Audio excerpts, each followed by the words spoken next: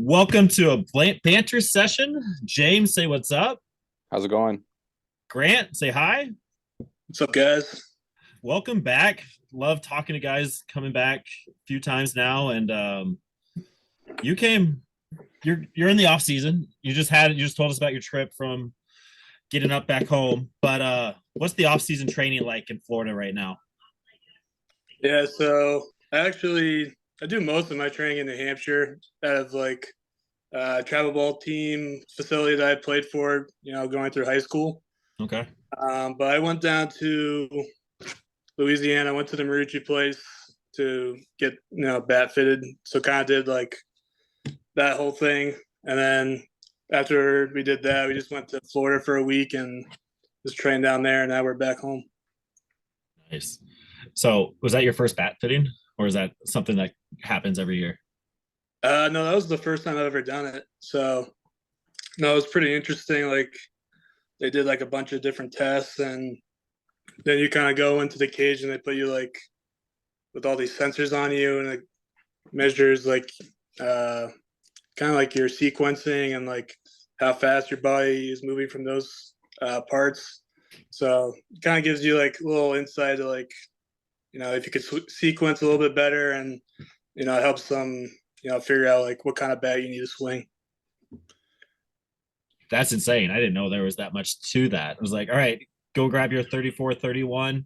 Do you want the axe battle stick or do you want the knob bottom? Like, Oh yeah, yeah. When I was, was going through it, towards the end, they kind of just gave me like five bats that they thought would kind of be the best, and I took like I don't know, like 6 to 8 swings with each one, and after we finished, they have like the Rapsodo going, so it's obviously measuring like exit velo and launch angle and all that stuff, distance, yeah. and kind of they have like some format where how it ranks all the bats based on those measurements, and I ended up kind of getting fitted for. I'm sure you've probably seen it. It's the they call it a puck knob. Goldschmidt was swinging it this year, and Arenado was swinging it too, but you can't see because he puts his hand over it. Right. And so that's what I ended up getting fitted for. So it was pretty interesting. That does sound really interesting. So what are we swinging? I don't know the exact model, but it's a puck knob and it's either a 33 inch or a 33 and a half. I'm getting Okay. two of them, just kind of whatever I feel most comfortable with now. Yeah, of course. Right. So what I heard there is we're gonna have about 20, 25 homer increase next season up in Hartford with the puck knob. That's all I heard. That'd be nice. I'd be down for that. Yeah. That's crazy. I didn't know there was that much into it. I'm definitely gonna be looking at your bat now. So that's that's cool. What colorway are we going with? Are we going like an ash? Are we going a dark cedar? I like going with a black handle and then kind of like a natural barrel. Like in Okay. videos, Yeah. I like seeing the barrel kind of like whoosh through. That's kind of my preference. Aesthetics are important. I love that. I love that. All right, so let's talk a little bit about your 2022 season. It's crazy that it's 22. So you were in Spokane, got the Yep. call to Hartford. I guess just from your perspective, like what was the difference between the high A and the double A? And then what was the difference between playing at like Spokane, LaVista Stadium, and Dunkin' Donuts Park? Like we always hear a few different things about each one, and one's hard to hit in, one's a pitcher's park. Just like from your perspective, that first Mhm. initial reaction. Yeah, I mean, for stadiums, I mean, Hartford's like top of the line. I mean, they pack it out every night. The crowd's really good. Um, they actually have a batter's eye, which is pretty nice. Um, I mean, not many fields in the Northwest League actually have batter's eye. I want to say maybe two of them have a batter's eye. Yeah. So, I mean, it's nice, like being able to see the ball really clear. But that does make a big difference. That batter's eye. oh yeah, I mean, in like Everett or yeah, in Everett, like sometimes you would see like if it was like a cloudy day, like the ball would like go into the clouds and you just couldn't see it. And I know it Hey, sounds like dumb, but like that's actually how it was. Yeah, no, I believe it. But like, yeah, I mean, some of them were kind of weird. Even like Eugene, like if it was like a sunny day, the batter's eye was weird to like if it was the sun was going against it, it would kind of like light up, and you couldn't really see like any spin of the ball. So like Mhm. if you was throwing like a slider or I don't know, like a change up curveball, like you weren't picking it up. It kind of just looked like a fastball. Like, good luck here. That's wild too. Yeah, some hitters would say picking up spin's kind of important. Oh yeah, for sure. I mean, you gotta make those decisions. Right. What about the competition? What was the biggest difference in like seeing a double A pitcher, some of those big dogs up there? I would say the biggest difference is a lot of them had a cutter, which I don't think I really saw any of those in high A. I mean, most guys in high A were kind of just like fastball or sinker, slider, curveball, change, whatever. Mhm. Guys in double A, like sometimes they had like even like kind of like three fastballs. Like some of them had like the four seam that would like ride. Some of them like even had like the sinker or they had the cutter. Like the Yankees and Red Sox, so the Somerset and Portland team, they all had like cutters and sinkers. Like it just made it tough because like you see the ball going down the middle, and the next thing you know, it's in on your hands, and you're like, "Damn, I just broke my bat." Yeah, as a hitter, how do you prepare for that amount of fastballs? I mean, it seems impossible. Mhm. Yeah, I mean, you kind of obviously you look at the scouting report, and you know, with ours, you can see like how much break each pitch has, and or if the fastball has carry, you know that going into it. So you kind of just have to kind of like set your sights to a spot. Like for me, like if I'm facing like a guy with a carry fastball, I'm trying to look lower in the zone just because if he throws it up in the zone, it's gonna be really hard to hit, and it's just gonna go work above your barrel. So you kind of want to bring that pitcher low. And Mhm. then So it's kind of like, is what was this it? thought process just like playing out from pitch to pitch, or are you trying to see a couple pitches first, or are you trying to jump on one right away? Uh, I don't like trying to like get behind the count. Like I want to be, ready to hit from the first pitch of the AB. Like I usually have like a good idea what's gonna look like because pregame we'll take like the machine and we can set it to like his spin rate or how much movement he's gonna have if he's a sinker guy, and so that way you can kind of figure out where in the zone you want to look. Yeah. So So for me, I like to be ready to go from the first pitch. I don't want to, get behind because with the pitchers in Double A, they got. I mean, they'll kind of take advantage of that. right, yeah, if you're going 3-4 deep that you have to be worried about, like no matter how good of a hitter you are, you still are worried about that and you have to adjust. That would do it. So yeah, you had some growing pains in Hartford. So I think that kind of chops up to like what that big difference was there, Mhm. making a game plan and from that. Yeah. But James and I had a theory going into the season. Like when you got the call to Hartford, Mhm. that's kind of when Tolia decided to take it up a notch. And like we were discussing, like the competition breeds a little that next tier up. Was there any sense of like you guys kind of building off of each other competition wise, but teammate wise, like bringing each other up just that next level? Uh, I don't know. I just think we just both really, wanted to win and do whatever we could to help the team win. So, like you kind of just put the team in situations where, you put together good at bats. And I think for most of the time when me and him were there, I think we were kind of back to back in the order. And, like we'd always, kind of string some good ABs together and it would help guys kind of drive us in and Mm-hmm. ultimately win games. Yeah. Yeah. Helping. Yeah. Having that extra bat in there. Yeah. That makes sense. Did you guys like play ping pong or rock, paper, scissors to decide who's going to play right field? No, I think that was kind of like excited before I even got there, to be honest. Yeah. But I don't know. He looked good in right field when I was playing there. He made some good catches, some sliding, diving catches. So I thought he looked pretty good.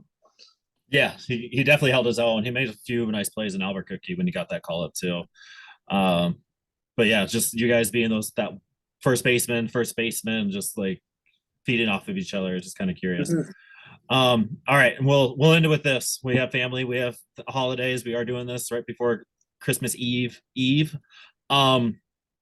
If you're leaving out something for Santa, what are you leaving out? What are you putting on the chimney steps there? Definitely some chocolate chip cookies. I think anything else is the wrong answer in my opinion. Chocolate chip cookies. Now that's new. What are you leaving, James? Chocolate chip cookies, yeah. Okay, I'm every the weird one? Christmas. Yes, definitely. And milk. I mean, you gotta, Cookies and milk for sure. yeah. I have the sugar cookies. Ah. No, No, no. Santa's not gonna be happy with that. no. We also left him we're gonna leave him out a glass of whiskey too to I knew it. help down Yeah. help down those chocolate chip cookies. I mean, you can only take so much milk, right? True. I mean, I don't know. I feel like it's a classic combo. Yeah, I mean, you can't go wrong with cookies and milk. Yeah. The chocolate chip is new to me. Really? Yeah, we always do sugar cookies. I Always had felt that. like staple. Say that again. So I always felt like just chocolate chip cookies and milk was a staple. I didn't think anybody else did anything different. Yeah, That's what I thought. I didn't think anybody did anything different. I'm the weird one. All right, guys, we got it. I'm the weird one. All right, and last question, promise. What are you putting on your Christmas list? Just in general, not even baseball related, unless you want to make it baseball related. What are you putting on that Christmas list? I don't know, kind of, want some pair of dunks, to be honest. I never had a pair, so I mean, I think it'd be nice to have a couple of those. I mean, a lot of guys got those. Veen for sure. He's probably the biggest shoe guy on our team that I know. Yeah, he's got a little swag about him. How many pairs of shoes does that man have? Probably way too many. I feel like, oof. Yeah, we'll just leave it at that. He has like a shoe and a shirt to go, or a shirt to go with the shoe that matches like perfectly. God, it'd be so cool to have that much swag. I actually I have dunks on my list too. I don't think I'm getting them, but I would like a pair of Jordan 1s too. I could do some Jordan 1s. What color dunks you going with? I really like the pandas. I know that's super cliche for an old white man to say, like the panda dunks, but I like those. And I'd rock a purple colorway too, for sure. Naturally. Yeah. What about you? What are you putting on? Ooh. I mean, I like the baby blue ones, the Carolina blue. Those are pretty sweet. I don't know, maybe they should make a colorway with the purple and like that tealish color that Arenado kind of started. I feel like that'd be pretty sweet. Oh yeah, that would be sweet. Oh, that would be cool. James, you have a hookup, right? Yeah, maybe. All right, I love it. I got a question for you guys. Oh, okay, first one. We'll go. Which affiliate team are you most looking forward to next year? Just following. I'm going Hartford Yard Goats. It's easy for me to watch the Yard Goats because they start at 7. I like the same time zone and that kind of stuff. Yeah. But the Yard Goats are actually making their way to Akron this summer. And so that's close enough for me to maybe get a weekend away to go see actually see the Yard Goats play. So I'm always a big fan of the Yard Goats. I mean, hopefully you're there, but not really there type thing. But I'm definitely a Yard Goats through and through. That's usually the most for me. Yeah, I gotta agree. Hartford to me is the most exciting, and you can tell me if I'm wrong here, but I feel like AA is where the talent really kind of separates, and guys that are doing well in AA typically can do well in the major leagues pretty much at any time. It's So that's what I look forward to, because I know when somebody takes off in double A, you know, it's only Yeah. a matter of time before they're making an impact. So Yeah, for sure. Yeah, that was probably also the biggest thing I noticed is the amount of like MLB rehabs that they have going on there is pretty crazy. Like I feel like we faced at least like one or two every week. It felt like.